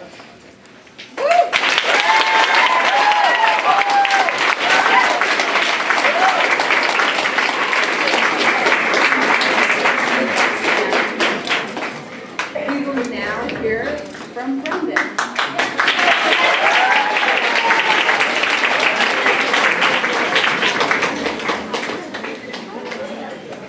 Good morning, students, parents, and faculty of the VFCCPS community. I am Brendan Curley, and this morning I would like to share my capstone project with all of you. All my life, I have had a passion for fishing and pretty much anything to do with nature. Every summer, I go on week-long trips with my family camping in Maine. I can also be found fishing or kayaking at local lakes and along the many beaches along the coast. Fishing has always made me feel grounded and relaxed. When searching for an organization for my capstone, I knew I needed to find something that I could connect with. I wanted something different, yet something that other kids could also connect with. Combining my passion for fishing and the many issues surrounding our oceans, my grandfather helped me find a wonderful organization called OPAC, Ocean Protection Advocacy Kids. OPAC's mission is to empower youth to become curious ambassadors for the environment through the arts. They believe that it is more crucial now more than ever to inspire and educate future generations to become strong environmental leaders. OPAC offers marine science workshops for middle and high school students as well as summer programs. Their goal is to keep program costs low so that everybody has the same opportunity to think critically about the marine environment. This is where I came in to help. I began my capstone with organizing a tri-run fishing derby at Delcar Conservation in May of 2018. My goal was to get VFCCPS energized about connecting with nature and a screen-free weekend to get any wrinkles out for ironing out before my larger derby in September. Over the summer, I met with Jeffrey Morgan and Melanie Colby, founders of OPAC, and volunteered my time during summer camp in Chevy. I was able to see the firsthand the programs that OPAC offers and connect with kids as an OPAC ambassador. We spent the morning learning about plastics and their effects on the ocean. I ran a small group session teaching kids about biodegradables and non-biodegradables. I really enjoyed volunteering in this setting. In August, I recorded a promotional video through Medway Cable to market my upcoming fishing derby on social media. It was viewed over 1,000 times. It was nerve-wracking to be filming in the studio, but ultimately, the many takes helped me to feel more confident here today. In September, I organized and ran a successful fishing derby with over 30 people in attendance, which ultimately raised $500 towards OPAC. Melanie Colby was able to attend this derby, along with many other peers, including Andrew Nicholson, Aiden Dion, Sam Vasili, Anthony Milley, and quite a few other classmates. My story has been shared on OPAC's blog, as well as on Franklin Matter's Twitter and Facebook. Along the way, I ran into a few obstacles. Selecting an organization and getting started was probably the most difficult. My grandfather had a connection to the Inner Space Center in Rhode Island, and we went for a tour. But it was way over my head. We knew it wasn't a good fit. We were so happy to find OPAC. Another obstacle was that I originally wanted to hold my summer fishing derby in my hometown at Shore Park in Medway. Unfortunately, due to the 109 construction, this was out of the question. We had already filmed my promotional video with Medway Cable, so we had to redo it. This actually turned out okay because it helped me feel more confident in front of the cameras. I am proud to say that we raised well over $500, which we put towards programming for a school in need. Along the way, I picked up some confidence in public speaking. I enjoyed being a mystery reader in my sister's 4th grade classroom and felt what it was like to be in front of a camera broadcasting. I enjoyed my time connecting with marine science with Jeffrey, Melanie, and the campers in Chad. Most of all, I was able to share this experience and educate others through multiple fishing derbies and over social media. First off, I would like to thank Jeffrey Morgan and Melanie Colby from OPAC for their guidance and support of my project from the start. I would also like to thank my family and my grandfather for their love and encouragement. Thank you to Ms. Varroa Kovacs for all she has done for not only me but our whole advising group. My advisees, Sam Vasili, Aiden Dion, Pratham Patel, Max Damon, Krista Cosmopoulos, and Hope Zayevith. My sister and her 4th grade class, Medway Cable and Franklin Matters for sharing my story far and wide. This was an experience that I will never forget.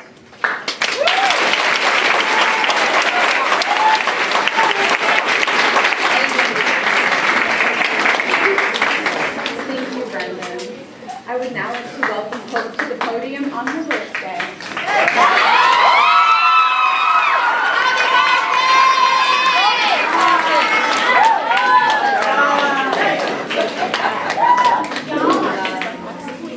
Good morning, everyone. My name is Hope Sayedith, and not only did I realize that I am so incredibly lucky to present in the last group on my birthday, but I would be able to represent and talk about my capstone journey throughout the past year. In my 7th grade year, I chose to collaborate with the American Humane Association because its principal focuses on raising awareness for abused and mistreated animals. I am passionate about animals, and I have an adorable dog, and she brings so much joy into my life. I wanted to work with an organization that helps support a cause that I am truly passionate about. It shelters abused and homeless animals and raises awareness about animal injustices. I couldn't have chosen a better organization to work with because of their selfless morals and cause. Through this complicated capstone experience, I was able to help educate my peers, friends, and family about my capstone project by contributing to the school's morning announcements during French Week. I explained my capstone on the morning announcements and left a donation bin in the modular to help collect donations. I was also able to help raise awareness within my swim team and tell friends and family about my capstone project and its purpose. I also created a GoFundMe page as well as a Facebook page for donations. This allowed students, family, and friends to donate to my cause. I had 3 main goals as I continued working on my project, which was to raise awareness for an organization, to raise donations, and a personal goal, to manage my time better. To raise awareness, I handed out flyers and stickers to kids on my swim team and made flyers to hang around the school explaining my organization and how students can donate to it. To raise donations, I created a GoFundMe page and Facebook page, but also wanted to put a donation bin in the school modular. I also asked my swim teammates for donations. My last goal, to manage my time better, was executed by me putting reminders on my calendar and my phone to remind myself to stay on task and to remind me when my deadlines were. Although it was a straightforward plan, there were many inconveniences that hindered my progress. There were many obstacles that I encountered as I continued through my capstone journey. The first main obstacle I encountered was that I was not able to set up a stand at the Franklin Farmers Market because all of the spaces were either taken up or the market was delayed or canceled due to inclement weather. I wanted to raise money by selling goods at the fair, which I never got to do. At first, I wanted to sell baked goods, but they did not allow food to be sold, so I had to reschedule. Then, I got all of my non-edible goods together, but they were only dog-themed bracelets. Not a whole variety of animals were showcased and displayed. I was off to a rough start. This changed my plan as I decided to set up a stand to raise awareness and donations at the 4th of July fair. I was not able to do this either because the fair manager did not let outside organizations participate in setting up stands within the fair. Aside from the other complications, I was running out of ideas on ways to raise donations and spread awareness within my community. So, I decided to participate in the morning announcements during French Week to try to raise awareness in my school community. I left a donation box in the modular for that week as well. The box was for my second goal, to raise supply donations for the AHA. My box disappeared when I went to check on it in late November. I wasn't able to find it throughout December either. Despite this, I continued to make some flyers so at least people know how to donate if they wanted to, and ended up raising more awareness within my school and swim community than donations, which is still effective in spreading animal abuse awareness. From this project, I learned to manage myself, my time, and some valuable lessons about managing my things as well. This project taught me that I am much more capable than I think I am, and I should take more responsibility and initiative in what I do. Although I mainly raised awareness for my organization, out of all the chaos, I was able to raise an additional $75. I hope to be able to work with the team in the future. I think serving organizations like the American Humane Association is not only an important way to hopefully advocate for animals that can't speak for themselves, but I also learned more about myself, who I am passionate about, and as I continue my way through my capstone journey. This would have turned out as a disaster if it weren't for the support and encouragement from a team of people. I'd like to thank my advisor, Mrs. Starfish Kovacs, for helping me through the capstone process. Thank you, Mr. Perna, Dr. Ledbury, Mrs. Kaplan, and Mrs. Sunday for meeting up with me and checking in with me about my project. Thank you, Mom and Dad, for supporting me throughout my capstone journey, and my fellow advisees, Brendan, Carissa, Pratham, Max, Sam, and Aiden, for always being there for me and lighting my mood whenever I seem particularly stressed out. wish was often. Lastly, thank you everyone in the audience for listening to the story and lesson with my capstone. I wish you all a wonderful rest of your day.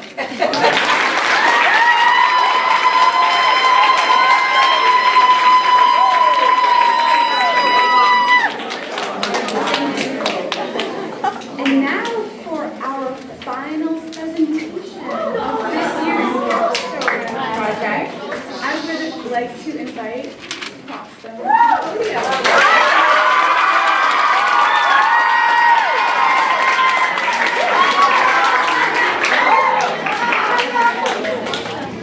Hello, special guests, students, and parents and faculty at BFCPS. My name is Captain Joe. Today I'll be talking about my capstone project. My capstone project has revolved around veterans, especially the ones suffering from post-traumatic stress disorder. I chose to work with veterans because they have been away from their homes for many years to protect their nation, and after they return, they may be injured or suffering from post-traumatic stress disorder. And some may not have family support because their families can't afford them. This made me feel heartbroken. From this mournful story, I chose to work with an organization called Wounded Warrior Project, or WWP for short. WWP is an organization that helps heal the veterans and soldiers that have been injured or suffering from post-traumatic stress disorder in their service for the nation. The purpose of my goals was to raise awareness and money to donate to this amazing organization, and I also wanted to avoid procrastination. With this in mind, my goals were to raise awareness for the injured veterans, to raise money for Wounded Warrior Project, and not to dawdle during my capstone process, my everyday life. For my first goal, I raised awareness by handing out flyers and posting flyers around my neighborhood. I put my flyers around my neighborhood and personally gave them out to my friends and family. In addition to that, I publicly announced my flyer at my basketball tournament. In addition to this, I gave a speech about injured veterans and warriors, the challenge they face, and how important it is to respect them and care for them. My second goal was to raise money. I decided to hold a basketball tournament at this school and was able to raise $45. At the basketball tournament, my friends helped me raise money, and we all had a fantastic time. My friends even said they would love to do it again. I was not quite satisfied with my donation amount, so I was determined to raise more money. During my speech, I asked my audience to make a direct donation to Wounded Warrior Project. In total, I ended up raising $300, surpassing my goal of $275. For my third goal, I scheduled reminders on my phone and computer to get assignments done on time, even if they were not related to capstone. I thought by adding reminders would help me get my assignments done before they due date, and it did. Procrastination is a challenge for me, because I would usually wait to the day before it was due, and I would often not finish the assignment on time. This caused me so much stress. One of the obstacles I faced were many trips and summer was coming. With summer family events, I had to be there, which pushed my time to work on capstone farther into August and September. I knew it would take a lot of time to meet my goals, and I didn't want to run out of time. I used my phone reminders to keep me on track and my goals tracker. Another obstacle I faced was getting a yellow light for not having enough fitness in my action plan. At first, I wanted to hold my basketball tournament in April, but I ended up pushing my basketball tournament farther into May. My fundraising goal was also changed because my capstone project progressed. I originally wanted to collect gifts like medical supplies or food, but this was not possible. I was happy to raise money, which could be used by my organization. At the end of my capstone process, I was able to finish all my goals for Wounded Warrior Project. I am proud that I was able to raise awareness for the wounded veterans and also to donate about $300. I met all the deadlines and got assignments turned in on time for capstone and for school. I hope that my work for Wounded Warrior Project helps the veterans in the process of healing. Word of the wisdom for the upcoming 8th graders, try not to prevent putting your assignments off to a later time. Please manage your time wisely and try not to get stressed. I would like to thank my advisor for helping me at each step of my capstone process, my parents for helping me organize and hold my basketball tournament, my advisors Aiden Dion, Carissa Cosmopoulos, Sam Vasily, Brendan Curley, Hope Zavith, and Max David, Mr. Burnham, Mr. Donowski, Dr. Levering, Wounded Warrior Project, and all the generous people who donated. From a poem written by Robert Frost, the theme was, "A small thing can make a big difference." I hope that all the 8th graders' efforts to give back to the community can make a big difference. I would like to thank you all for coming here. I'd like to thank all of you for coming here. I hope that you enjoyed all the presentations and enjoy the rest of your day. Thank you.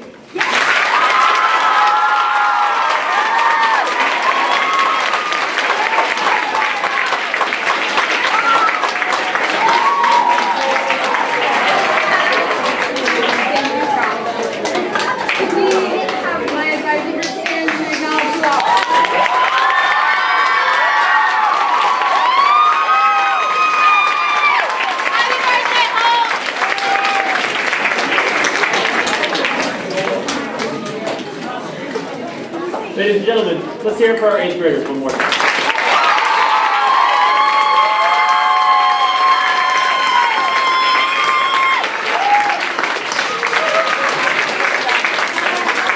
Now, before we conclude today's events and I do some dismissal instructions, I want to take my cue again from you, who all showed such gratitude in your presentations by thanking the people in your lives who made this possible.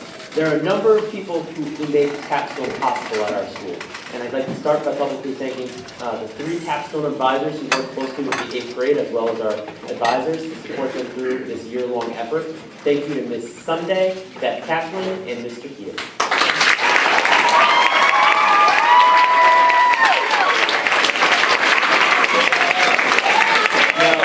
Our 8th graders did a great job thanking their advisors. But I feel compelled to just take another moment to call out the 6 advisors who work tirelessly week by week. It takes a special kind of educator to help guide students through a process like this. Many of them working out of their trained content area to help kids be successful with this. So thank you to our presenters today, Ms. Kovacs, Ms. Kovacs,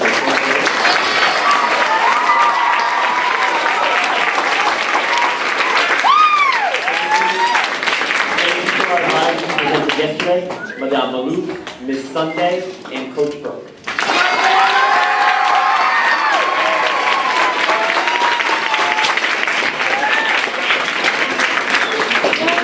There are a number of people who work at our school behind the scenes to make your capstone successful, and I'd like to thank a few of them now. Many of you work closely to get your event approved with Dr. Levering, so we'd like to give him a round of applause.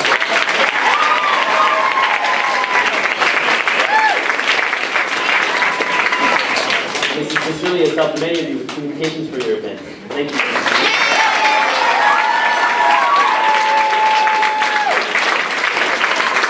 I'd like to thank both Ms. Ellen Fallon and Ms. Deb Schwab for their help pulling in.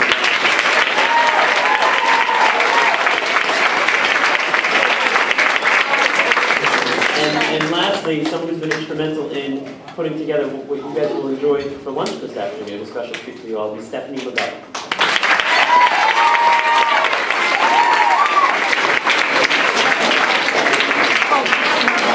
I'd also like to thank Ms. Katie Kuchansky for all of her help in making Capstone successful.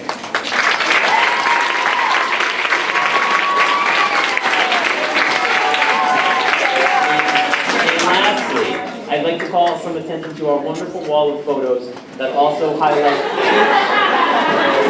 each of the organizations you guys have worked with. And one moment, and thank Ms. Jean Raffa and Ms. Sally Hinkley for all their hard work in making this work.